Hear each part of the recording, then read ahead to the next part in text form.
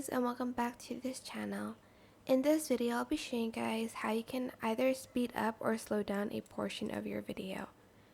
So you can either do this by selecting like a segment here, select split, and like another part here, split. For instance, you want to speed that up.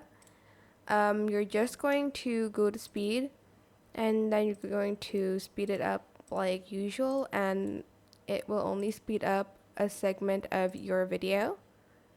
You can also do it by not splitting the video at all.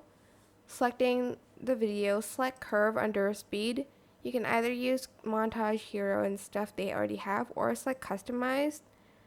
For instance, you want to slow down a part of a video, go to that part, and you can add in like a beat, and then you're going to pull it down to make it slower and pull it up to make it faster.